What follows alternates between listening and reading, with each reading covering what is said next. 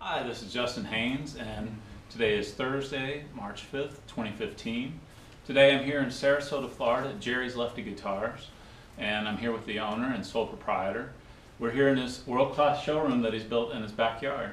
And so, to start off, Jerry's been an entrepreneur most of his life, and if you could just tell us a little bit about how you started Jerry's Lefty Guitars.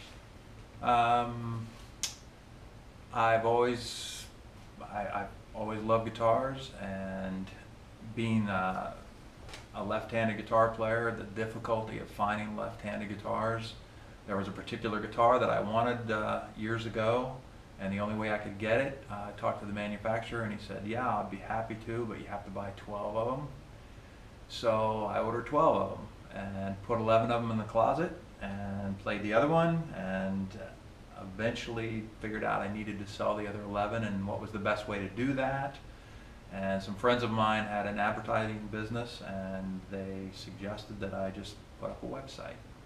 So I put up a website, and everything's gone from there. And while most of the audience won't be left-handed guitar players, this is the thing, how a niche business comes to be exploited and marketed and become successful. So if you could talk a little bit about the web presence again, you have one wonderful website. What goes into maintaining it, and how do the sales get made? I had these friends of mine that had the advertising business.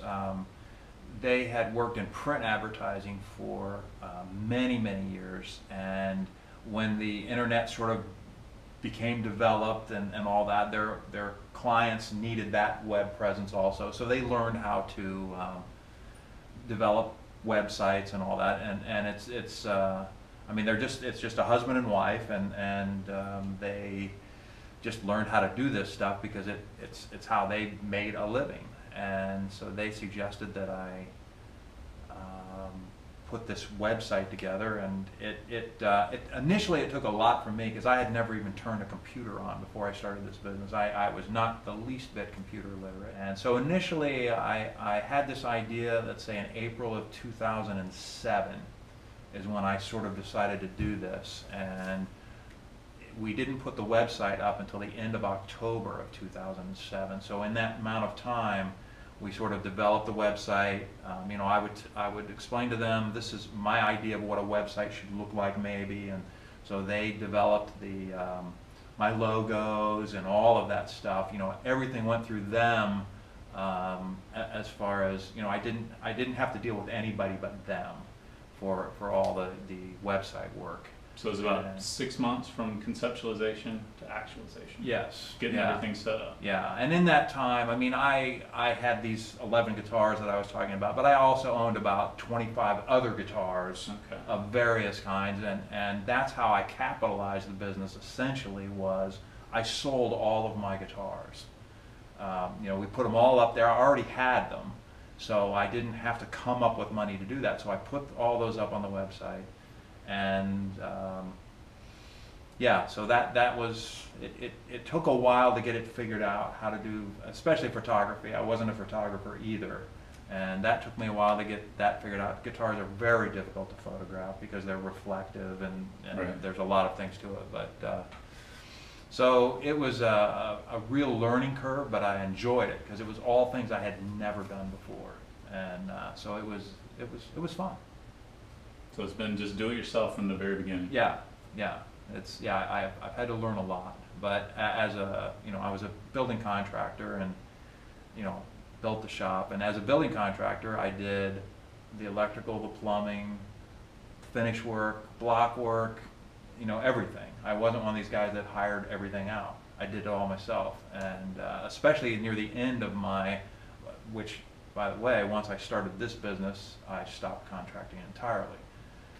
But up until then, I was doing big custom houses where we would do everything from start to finish, me and usually one or two other guys. Yeah, this is no small feat. I mean, with this, if you were to hire someone to do this would have cost you a whole lot of money. Oh, right? I can't even imagine what this would cost. I mean, just to hire somebody to photograph your guitars, what would that cost? Right. I can't imagine how or who I would have hired to do all this stuff. So building on the previous skills you brought to the business, and then you've built these other skills as well. Yeah. Completely. It's very impressive. Can you talk a little bit about social media once you got started on the thing? I know you're on Facebook now. Yes. So do you get a lot of sales off Facebook? I do. Facebook is not something I've been on, I guess probably just a couple of years now. Mm-hmm. And I was late coming to Facebook, I would say. And part of the reason is when Facebook was first set up, they really weren't set up for business. Right. You know, for businesses to have a presence on Facebook and all. That's really not their intent. I don't think that was their intent, and they really weren't set up for that. But much more so in the last couple of years do they sort of encourage businesses and, you know, to go in and get likes and all this kind of stuff. But the primary thing for me as far as social media was actually there's a website called Lefty, and it's all left-handed guitarists. And as soon as I started this business, someone had told me about that, and I went on there and I said, hey, I'm going to start this left-hand guitar business. I'm going to have a website up like a week from now, and I just wanted to let you guys know that.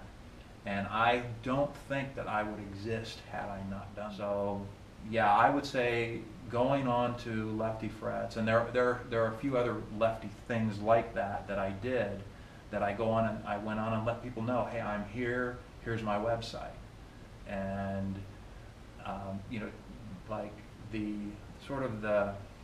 what everyone wants to be is on a Google search, is to be on page 1. Right. That is everybody's goal. And if you are going to start a right-hand guitar business today, I can guarantee you will never, ever, ever, ever be on page 1 on a search for right-hand guitars. You won't, because right. it's completely dominated by the people who've been in business all this time. So I remember very distinctly when we put my website up, within a couple of days, I went all the way through each page. I'm on page 162 on a Google search. And when this was in 2007? This is in 2007. Okay. And the people that helped me do my website, they said, don't worry, you need the Google search needs to find you, and you'll start moving up. So within 6 months, I was on probably page 3. Wow. And then within another month, I was on page 1. I've been on page 1 ever since. And it's I think that what you're talking about, the niche thing, that's what got me there. The niche, the left-hand guitar thing. And if I was a right-hand guitar business, like I said, I would never ever be on page 1. Right. But so that's how. And now I am on Facebook, and Facebook does help me a lot. I have a lot of interaction with people on Facebook, and I just did some new guitars that I'm thinking about ordering, and I asked people, what color do you think this should be, and that's very helpful. Well, this is for an entrepreneurship class, and you mentioned before that you've been a building contractor for how many years? 35 years. 35 years. So you've always worked for yourself. Yes. And I know there's a lot of people that'll be watching this, be thinking, maybe there's that fear factor initially stepping out on their own, starting their own business, where everything's riding on them. Could you just talk a little bit about that? What that's like in that first step, and how to, maybe a little word of advice? I think what you're talking about is risk. Right. And there are people that do things that are risky, and there are people that do not. I've always had no aversion to risk. I raced motorcycles for a long time. Okay. And yeah, I guess it's my nature to accept risk as part of being alive. And yeah, I've had bad times and good times. And as far as being working for myself, but I have a great deal of difficulty doing things that people want me to do. I want to do what I want to do. I have difficulty having been told what to do. I was kicked out of high school hundreds of times because of not doing what they wanted me to do, like having long hair and things like that. Right. Yeah, I had a difficult time in my early youth because of rebellion and all that kind of stuff. And it really isn't, I'm not rebelling against something. I just want it to be what I want it to be. And as far as being a building contractor, it was the same thing. I wanted to build houses how I wanted to build them. And the only way I could do that was to be in control of it myself. So in many ways, you've stepped forward. I mean, you've opened a new door for Lefty Guitars. You've stopped with the upcharges, no more upcharges, and Yeah. Better choices. Yeah, yeah, and that was sort of my intent, I guess, when I got into this. I mean, I personally wanted guitars that I could not get, and Exactly. so that's what I'm doing. And the manufacturers are they're better than they used to be as far as listening to people, Right. listening to lefties, and social media has a lot to do with that. Like Gretsch, they have just made a sample of a Corvette, which is a guitar they've never made left-handed before, and Gretsch has been in business 135 years. So they made this Corvette, they made me a sample, and they made the sample. I didn't even ask them to. I just told them, I said, I might be interested in ordering Corvettes. They made a sample for me. That would have not happened in the past. And so I put it up on Facebook, just not even 24 hours ago. I've already had 2,000 people look at it since I put it on there.